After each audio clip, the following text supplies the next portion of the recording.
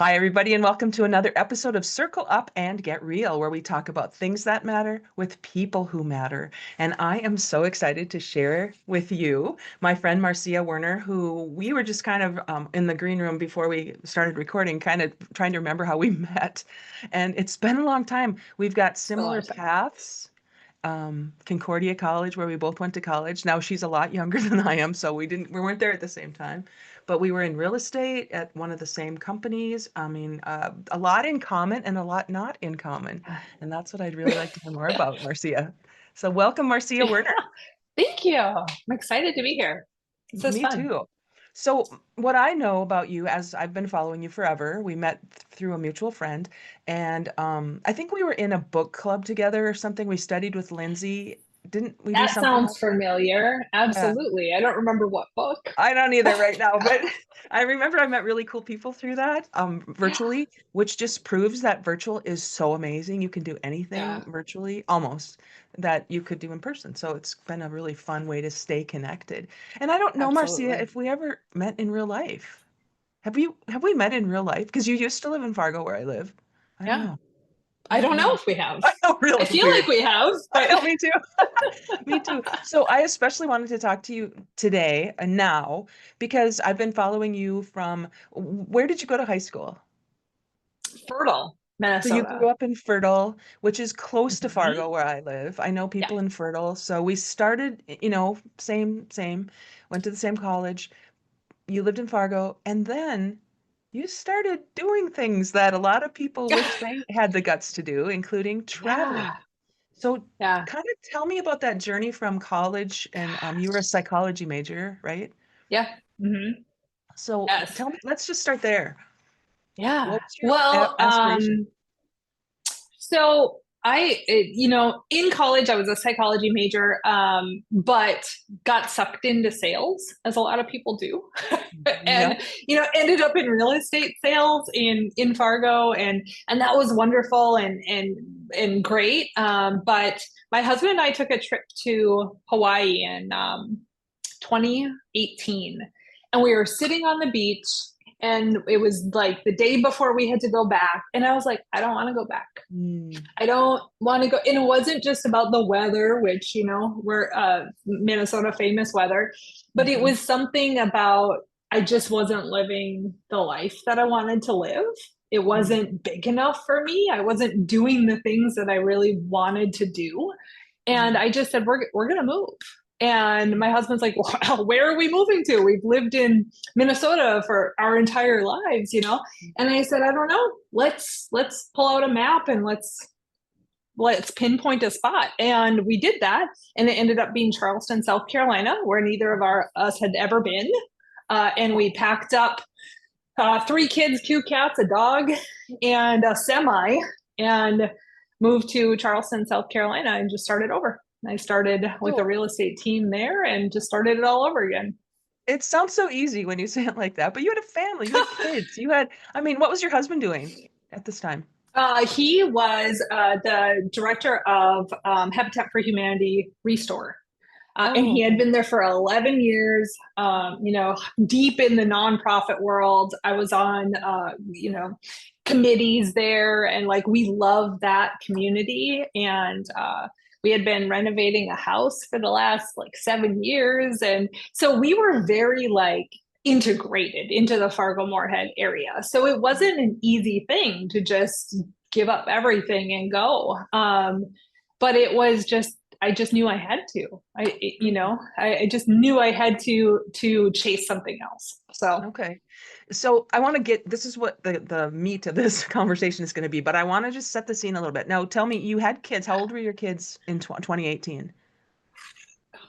uh Do the math. I know I was roughly, told there'd be I no know. math. That was must have been in the fine print. I I know, would right? say like 10, 5 and 4. I mean, they were little. Little. And Okay. then we have two older boys, but they had both graduated high school. So they Okay. were kind of on their own. So they didn't Okay. move with us at that time. But the other three were younger. So the 10-year-old would have been in third or fourth grade. Yes. Yeah, I want And to say. and how was that move? Is it a boy? It's a girl. The Girl, oldest, how yeah, was is that a girl. for Yeah. her? How was that move for her? Uh, Pretty good. Her and the next one adjusted fairly well. It was the youngest one that we actually had the most trouble with. She went into kindergarten when we got to Charleston, and it was just a lot. We Mm. had the same nanny for years, a live-in nanny, and she was very attached, and she had never been to school. She had been, and so it was all just a lot. Yeah. At the same time. So she probably struggled the most, but Okay. all in all, gosh, the resilience of kids is kind of amazing. They Yeah. they do really well. So Yeah. Which you're going to tell us more about because Charleston in 2018, you said yep, you established yourself in the real estate community there. What did your husband do? again. So we started a dog training company at that time. So Uh-huh. he was doing dog training, and that sort of took off. And our sons both came from Fargo and got into the dog training company as well. So that sort of took off in that area. And So when you then yeah, wait a second, when you go, I'm going back to being on the beach and your husband has a job, 11 years, everything's good, you're on the beach, you have established yourself, you say, we have to go, and he's like, okay.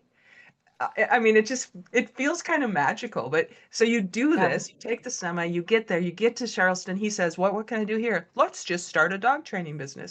And so right, it just exactly sort of that. happens. The sons come and you do this thing and it's all great. And the little one kind of gets established in school, everything's good. And then tell me more Yeah. and then because Well, Charleston wasn't the only place you went. no, it's kind of like chips, once you start eating them, like once you start moving, you're just like, I can go anywhere. Did you know I could go anywhere? Like nobody told me. So I got recruited by KW to become a team leader with KW. Mhm. And I had always kind of wanted to get into the leadership side of real estate. And so went to be a team leader in Florida. So we moved again and did that for a few years and then ended up kind of transitioning out of that and going to EXP. And I now run a real estate team. I'm the director of sales for a real estate team in St. Petersburg. And so we kind of ended up in the Clearwater area of Florida. Mhm. So Mhm. we've made the journey all the way down. Right, right. And what did your husband do in Mm-hmm. Florida then? Dog training He went stuff? back into the nonprofit world Okay. and was the manager of a resale shop there. So very similar to the Restore in the Fargo Moorhead area, but down here it was for a hospice organization. So Okay. I'm loved that. kind of setting all this up because I want people to hear that from the beach, you had a vision and it sounds to me like, I don't know how we're going to do that, but we're going to do that. Exactly Was that. right. Okay. And Yeah. so you go from Fargo to Charleston to Florida. And what really grabbed my attention in the last month, you're no longer in Florida, Marcia. Where are you Mm-mm. right now behind you? If you're No, watching us on video, what is that city I behind us? I'm right outside of Strasbourg, France. What? Mm-hmm. France. Yeah. Yep. We're in France now. You got to tell me about that. So, what is it? What is it that moved you from Florida, around Florida, did the thing? Tell me about this France thing. Yeah. It's not as easy as sitting on the beach deciding I want a different life. And it kind of is. It's just I had the opportunity to go to Iceland when I was like 22. And Okay. it just sort of stuck with me. The European way, the way they interact, the way people embrace each other, the safety aspect. It's just a very different culture. Even though Iceland is not exactly like France, it's just the kind of the European culture. And with a lot of things that have gone on in the US in the last 10 years, it just kind of was weighing on me. It was like, I want a different style of life. I want to experience different cultures. And I love the history and the architecture over here, which we simply cannot have because our country isn't even old enough. So Right. here it's just a completely, literally a different world. Mhm. And my husband's mother is German, like she came from Germany. And so we Okay. had applied for citizenship through Germany, and it's a very long process. Mm. And I was doing that last year. And it's years. You have to wait for years to get that citizenship. And I was like, well, maybe we just go now anyway. And my husband was kind of like, okay, what now? You know? And I'm like, what if we just go? Let's just try it. And he's like, sure, okay. But he also knows that when I decide something, he's got to start packing because it just sort of happens. Wow. And that was last fall ish, and we pulled it all together and we moved here 2.5-ish weeks ago. Yeah. But so it's not Germany. How did you get to France? Like, No, but we are very close. Germany's like 20 kilometers that way. yeah. So how did you Yeah. choose? Because was it easier to get to France, or what was the choice? Um, yes, there were some cultural things. We love this area and the history and the kind of German feel. But Mhm. yet being on the France side gives us a few more benefits in healthcare and things like that. So ultimately we decided to be on the France side, but we are on the border of Germany, basically. Okay. So And you're okay, so your kids are like, what now, mom? What, yeah. Yep. how are they? Yes. Are they just, is this part of your own family culture now? I think it kind of is. I've always said, because I have three girls, I've always said I want to raise them to know that they can do anything. And I don't mean that in a pie in the sky kind of way. I mean, if you want it, figure out how to do it. And I know that the only way I can truly teach them that is if I'm an example of that. And so when I start talking about like, yeah, maybe we should move to Europe, I know that if I don't make that happen or follow through with that or prove to them it can be done, then they just believe that they can't do things too. Mm. So it just sort of snowballed into this big idea, and then it was like, we gotta go do it. Wow. Have you always been like that when you look back on your own life? Yeah, yeah, I'm pretty stubborn. Yeah, yeah, yeah. So, like, as a kid, how were you raised in your family? Because Minnesota, this isn't a typical Minnesota thing to just go, let's just travel, let's just go. So, No, how is that? yeah. Well, and I grew up with two wonderful parents in a, very stable home in the middle of nowhere, fertile Minnesota. Lived in the same house my entire life. It it's the opposite of this. Mhm. And maybe that's part of it. Yeah. When you don't have those experiences, you kind of want to pass on a different experience. Sometimes that's the way it works, but I don't know where I got it from, but I have just never had a belief that I can't do something. It's just not ever really occurred to me that I can't do something if I want to do something. So that's always been sort of ingrained in me for some reason. But How do your parents support that? What do they see in you? What's been your family dynamic around that? my whole family has just been wildly supportive. Mm. From the beginning, I would talk to my sister about this, and it's like, we might move to Europe, and she's like, oh, I want to come, But I think a lot of times they're like, we don't know if Marcy's serious, we're just gonna Mhm. let this play out and see Yeah. if Yeah, she yeah, yeah. is. Yeah. But then once they realize I'm serious, then they're constantly checking in with me, like, what are you working on now? Like, where, when are you gonna go? And they're all super supportive of anything we choose to do. But I've been Do really you think, lucky for that. do you have other siblings, a sister? And Yeah, I have a sister and two brothers, older. how about your brother's, Mhm. or I mean, sorry, your husband's family? Yeah, he has a brother and three sisters. So in So that family dynamic, are any of them adventurous like you guys are? Mm. It depends on the person, you know. Yeah. I have both of my brothers are pretty entrepreneurial, and you know they've all had businesses and things like that, and they move around quite a Okay. bit, and that doesn't seem to bother them. But then my sister has been at the same job for 35 years, and she's extremely, you know, stable and structured and things like that, which is exactly how my dad was too. So Okay. she's very much like him, and the rest of us kind of got a little bit more of a crazy bug where we're all over the place. But The reason I ask it like that is because as I have been facilitating mastermind groups for years and years, and people start getting in their heads what they really want to do, and they start planning and doing, there are people on the outside who either will support it or will not support it. You know, your yeah, family sometimes is like, oh, honey, don't dream too big because we don't want you to get right. disappointed, you know, and in some ways, Hmm. we listen more to that in some ways than to our own pull. So I was just wondering Right. if your family's cheering you on, or if you've gotten any of this, I don't know, it seems a little risky. And what No, you're not and seeing that. no, and that's the crazy part. I mean, I'm a part of so many Facebook groups that are like, you know, moving to France or moving to Europe or whatever from the US.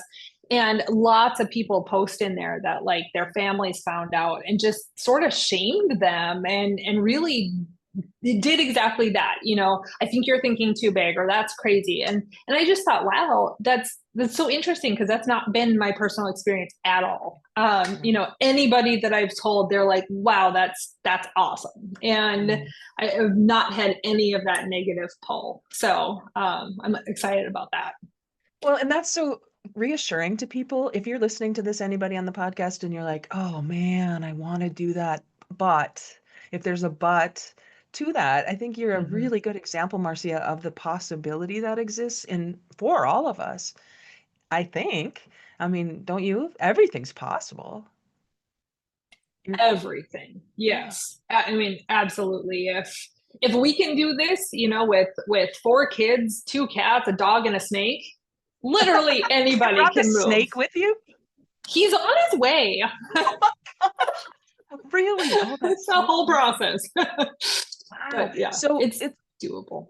in watching it, just watching it, the 2.5 weeks you've been there, but before that, the process of getting there, it always felt like, okay, we'll just figure it out. We'll just figure it out. That's how I saw it when I was observing it. Is that how it felt to you? Yeah. Yeah. Yeah, exactly that. I've always said I'm really good at believing that everything is figure outable, because it just is. I Mhm. don't often know the how, but I know the why. And I just keep moving forward, even if I don't know what I'm doing. And it seems to work out. Well, and it's so interesting because there's such a different dimension to what you're talking about. Like it feels to me like a future pull rather than a present push. And to me, that's Mm-hmm. very different. The pull that's pulling you into the future, you're committed, it sounds like committed to experiencing, Yeah. is stronger than the push that would keep you stuck or the gravity that would keep you where you have always been, which I think is what most people experience in my observation. Yes. Yeah. And people really like to stay comfortable because Mhm. it's safe, and Right. it's not as scary, and it's easy in a Mhm. way. Mhm. And I don't have that. You know, doing that to me feels suffocating and Mhm. feels like there's more that I need to do, and so I always err on the side of growth Mhm. and pushing myself to be really uncomfortable. And Mm. I can't think of very many more things that would be more uncomfortable than what I'm doing right now. Yeah, yeah, yeah, exactly. Well, you have This is to it. leave friends. I mean, you have to leave, not in the world of virtual relationships. I know it's different than it used to be probably, but you're leaving a community every time you leave. You're Mm, leaving whatever you've built. Um, yeah. kids, kids' schools, I think probably are the Hmm. most, you know, Yeah, that's possibly hard. disrupting. But how are your girls now? What grades are they in now? So our daughter is she'll be an 11th grader here. And then we have an 8th grader, a 6th grader, and a 5-year-old that just started kindergarten this week. So you So have a new one since you started this process. yes, yeah, yeah. New And the kindergartner. 11th grader, that's always kind of an interesting time to move. Is she okay with that? How has Yeah. she been? Yeah, she has been my sidekick through all of this. She did a lot of the planning with me. She was Oh, very on board. And we did tell her from the beginning, it because of where she's at in her schooling, if mhm, this is too much for you, or if you want us to wait until, mhm. you're Yep. out of school, that is up to you. We'll leave that up to you. And she all along has said, nope, we need to go now. We need to go now. I want to do it now. So she's very brave, and Mm. we're excited for that for her. So That's so great. Well, part of it, okay, so I want to go back to your psychology. I mean, what you've been interested in, it sounds to me like, for a long time is what you're talking about, growth and mindset and those kinds of things. So this is just proving out what you've been studying and maybe been mhm. listening to for yourself. And so your career choice now, what you've developed, we can talk a little bit more about your coaching. Is it strictly with real estate agents? No, not necessarily. Real estate is kind of my realm just because I've been in it for Hmm. 10 years now. But anybody who's looking to make a big change,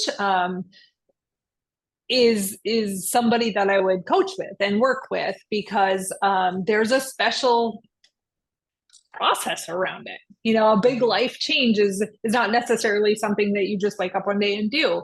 Mm. There's a lot that goes into it, and so I help support people that are making big changes, or people that are trying to just better their life in whatever way.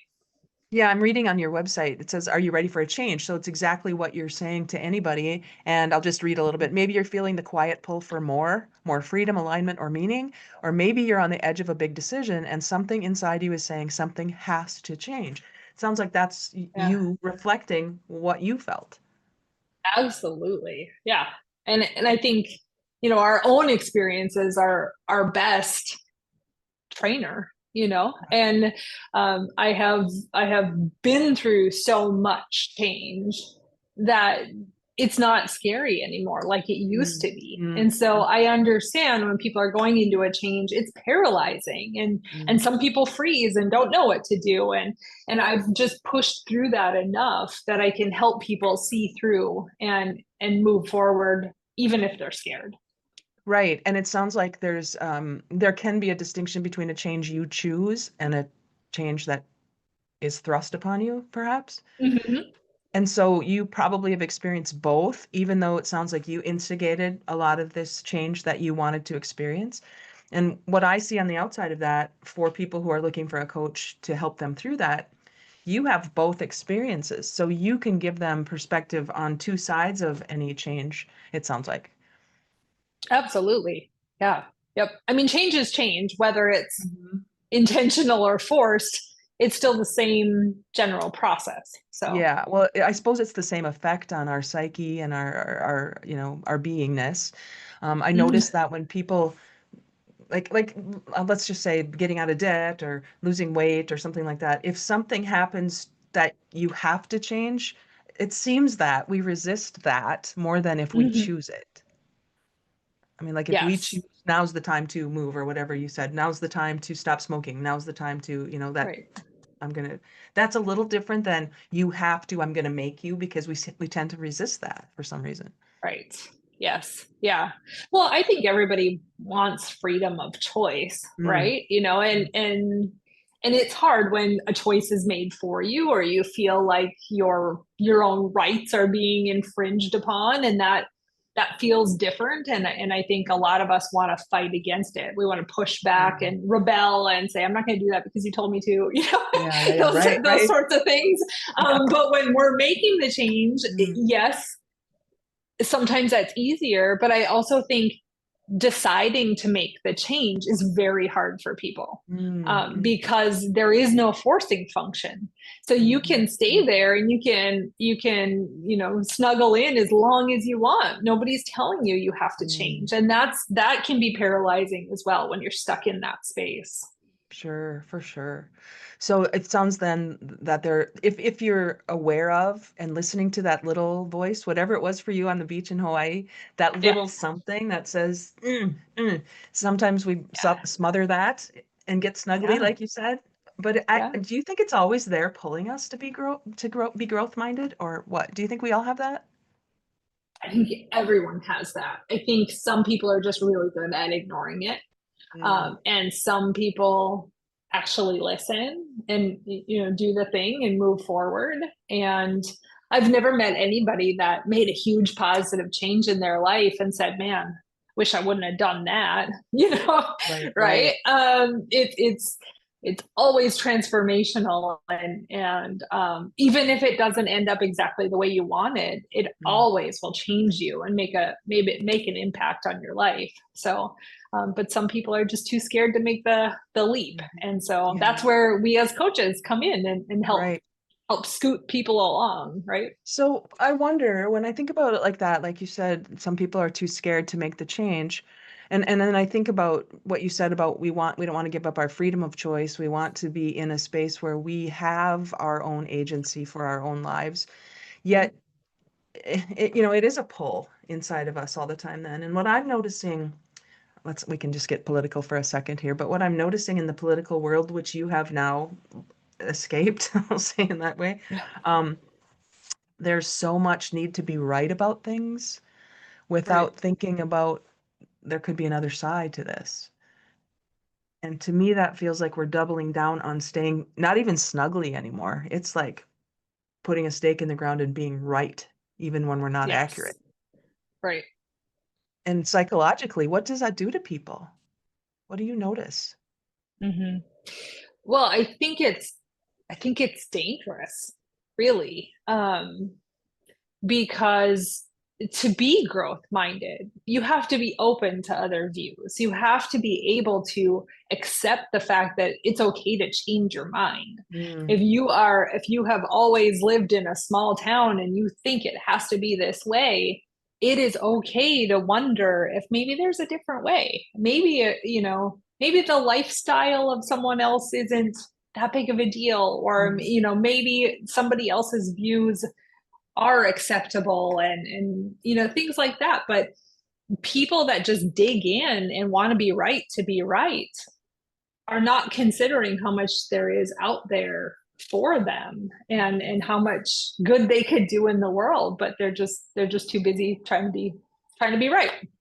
well, and I think I love that you said it that way, that there's so much more they could give to the world, but I don't think they also recognize how much they're limiting the people around them by digging in their heels too. Absolutely. Yeah. I mean, The- that's hard, especially for kids, mm, when you're looking at adults um, that are making choices to dig in, like you said, their kids are then watching that and saying, mm, well, I'm going to do the same thing. And mhm. so now not only are you limiting yourself and your view and your, you know, um, world, you're doing it to other people who are watching you. Mm. And and that's hard because it's really limiting everyone, and the joy Yeah, you could have just by not being able to be growth minded and look outside of those beliefs. right. Well, and not just your own kids, but and I suppose not just your own, not just kids in general. I mean, people are Mm, watching all the time, anyone. aren't they? Yeah. Right. Yeah. Anybody who has any interaction with other humans is being Right. watched in some kind of way, Yeah. right? I mean, I've heard it said Yeah. that if you can't be a good example, you're going to be a horrible warning. I like that. Because everybody, you're either Yeah. going to be an example or a warning. So what do you want to be with your life? Do you want to be somebody who others say, hey, be like Marcia? Or do you want to be somebody who says, don't be like Marcia? Oh my gosh. Right. Right? Yeah. If they're going to talk Absolutely. anyway, let's make them, Yeah. like you said, more joy. Yeah, that's possible, Hmm. people. That's possible. And looking at people like you said, the ones we were talking about that just kind of stay, and I'm not saying there's anything wrong with staying in a small town for your whole life. That's great because we Hmm. need those Sure. people who, but if we do it joyfully, that's very different than Right. if we do it angrily and resentfully, I think. Hmm. Absolutely. And Yes, if you think, exactly how big that. is the town you live in right now? About 600. 600? So it's Yeah. little. Yeah.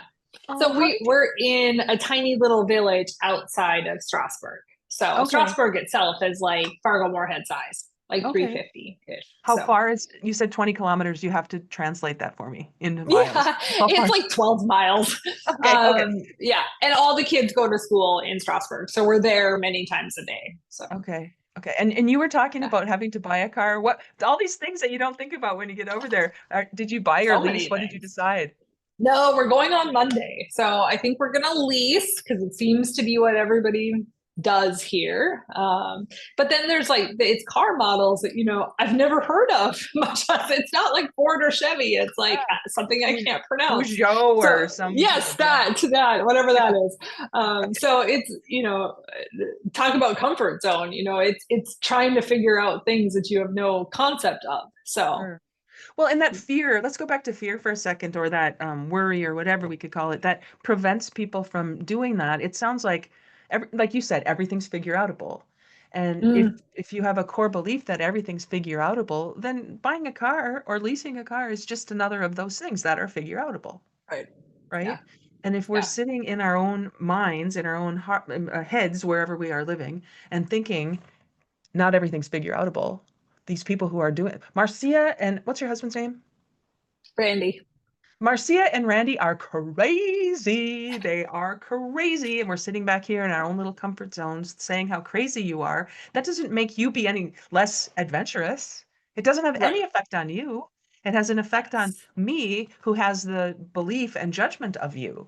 And that's what I find Right. so fascinating right now. I watch you and I think, oh, I want to do that too, or I wish I would have done that when I was her age, or whatever it is. And that's very inspirational. So you are Good. doing things now. You don't know you're affecting me. You have no idea you're affecting me. And I'm like, what's next? And what do you call it? My expat journey. What are you calling it right now? Yeah. So our expat life Our expat life. is, yeah, that's what we're calling our, it's on all the socials and things just so that people can follow along. It's easier than trying to like update everybody Right, right, individually. So right, yeah. right. So everybody needs to follow you. No, they don't need to do anything. I'm not saying anybody needs to do anything. Don't hear that. If you're interested, Marcia's journey is out there. And I mean, we can jump into this now and then come back to it later, but how would they find you? So a couple of different ways. We're on Facebook, Instagram, TikTok under our expat life 6. Or you can go to my website, marciawerner.com/our expat life. So Okay, that's on your website. Okay, super. yeah. And then there's so much to I love your website because it's just you. There you're sitting there in your red shoes and it's just great.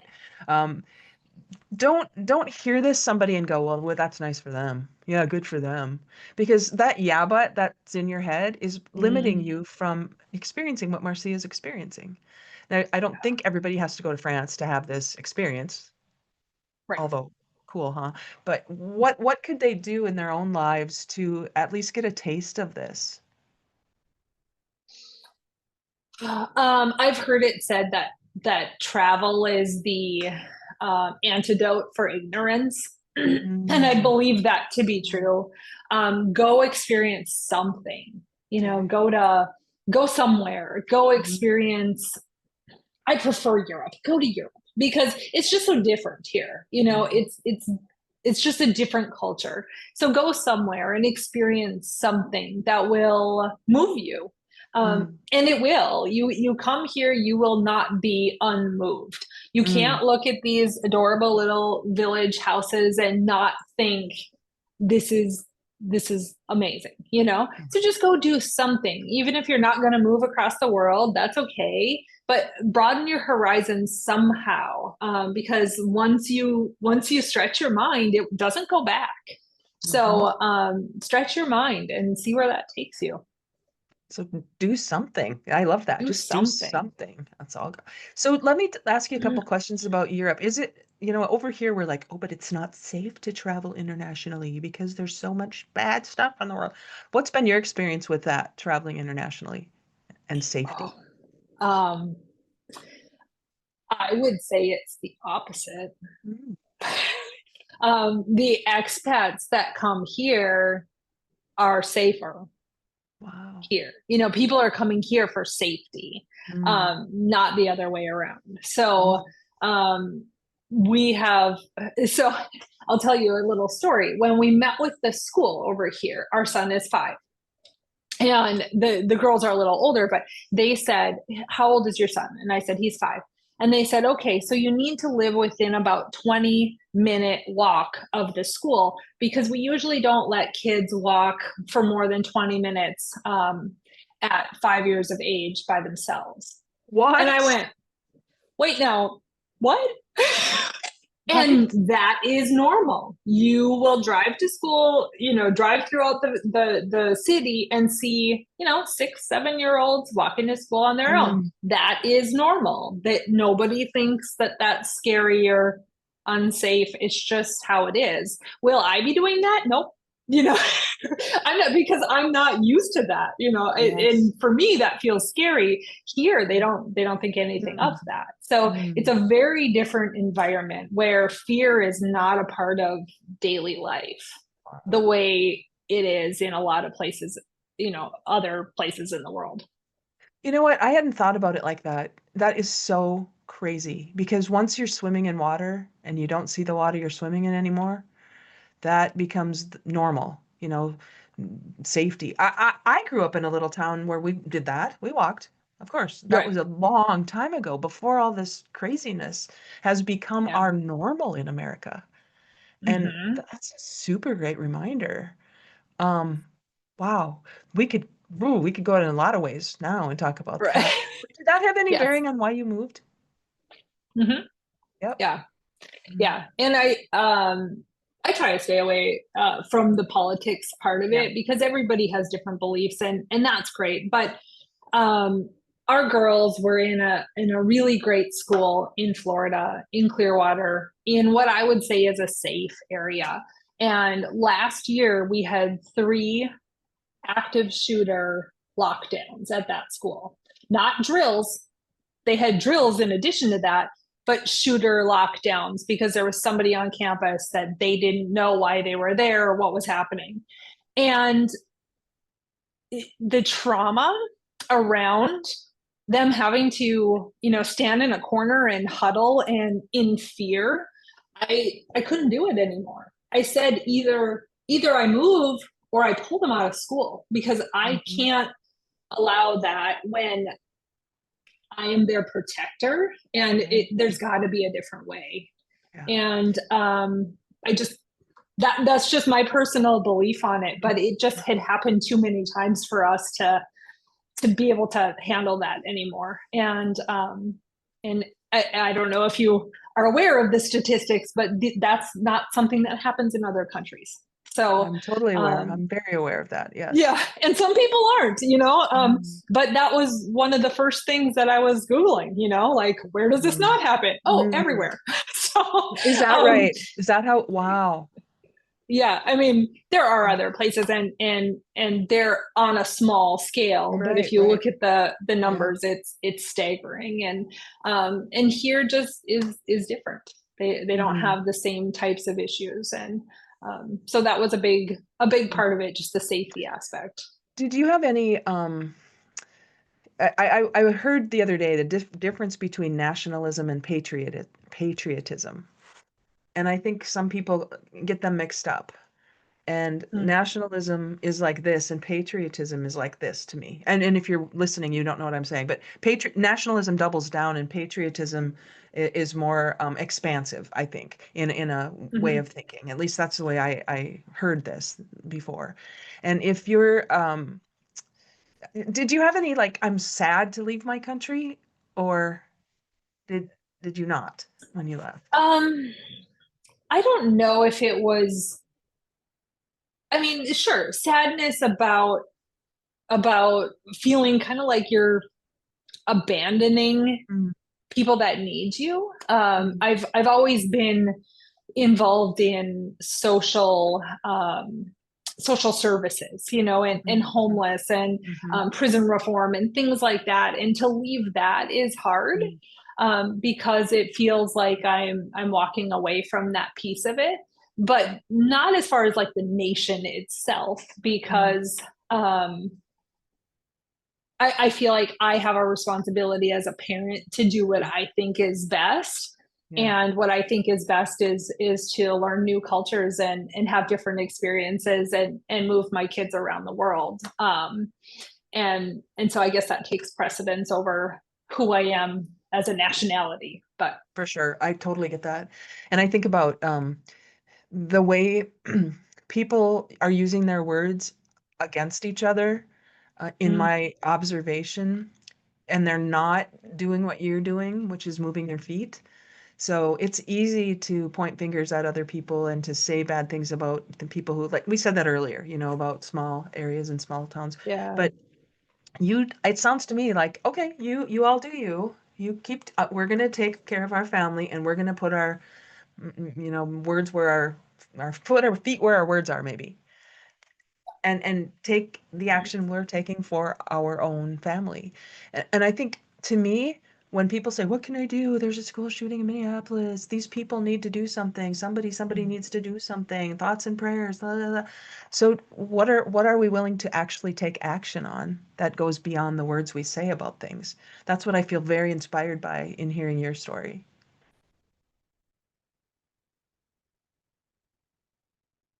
You just froze for a second. In our video, we're and freezing up a little and bit that here, is but hard. I struggle. Oh, am I back? Not quite yet. Hang on. That was an important point. It's so important it froze Oh the no. Oh internet. yes, it, No. it does say I'm unstable now.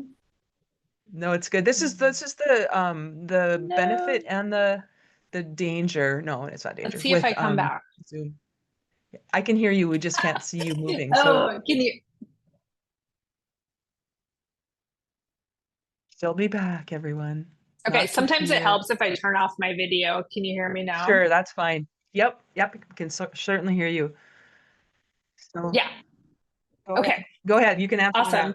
Awesome. Um, Yeah, so I think where I was going with that is just that a lot of people are don't know what to do, right? And they feel powerless because it's so big. It's such a big issue.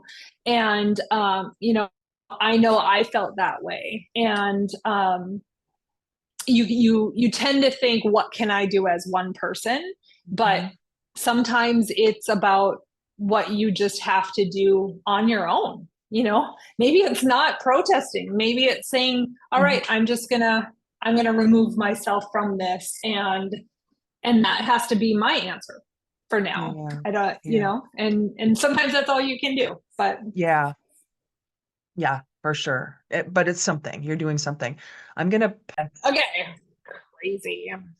So we had a little glitch in our international connection here. When you think about it, I mean, I'm in North Dakota, you're in France. That's a whole lot. That's a long way. So You're right, right. Yeah, no. right? So no, we're good. So we were just talking about taking action, putting your feet where your words are, and you're just a really good example of that. And I think that goes back to your coaching and the people who trust you with their lives, basically in the coaching Mhm. aspect. You're able to still do that with your Florida group from France, right? Mhm. Okay, we're just technical difficulties are preventing us from seeing Marcia right now. But Marcia, I asked you about the Florida people and your ability to do your coaching. Tell us more about that. Yes, yeah. So, and everything I do is remote, so it works out perfectly for me to be somewhere else. But they're a great group of people, and I have lots of wonderful agents that I work with all the time, and then coaching clients as well. So it works perfectly. Awesome. That's the beauty of being remote from anywhere, everybody. So I guess what I'd like to leave us with, Marcia, is thank you so much for sharing your journey and to let people know that there's nothing that needs to stop you unless it's in your head, and then you have to do something about that. But you can, right? You can. Yes, You have the absolutely. ability, You can right? do anything. You're the only thing holding you back is you. Yep, exactly that. So So allow the dreams to come to you because they will, the visions and the dreams and sitting on the beach in Hawaii, going back to that. Um, just see if there's something you can take action on. And if there's a change that you're feeling inside, Marcia would be a great person to reach out to. And I'll make sure that all your contact information is in the show notes, Marcia. And I just thank you for sharing today. It's been a joy. Yes, no, thanks. So everybody, as always, All you know at chatting the with end. you. Yeah, and we'll do it again. At the end of all of our sessions, we just encourage people to go out and find a way to get real this week. Radical, energized, authentic, and learning focused. And if you stay in that space of continual growth and expansion, something will show up in your space. And and I think Marcia too, would encourage you to follow that when it comes to you, right? Marcia's gone. Well, thank you, Marcia, I will say to you. And everybody, we'll talk again. Take care. Bye.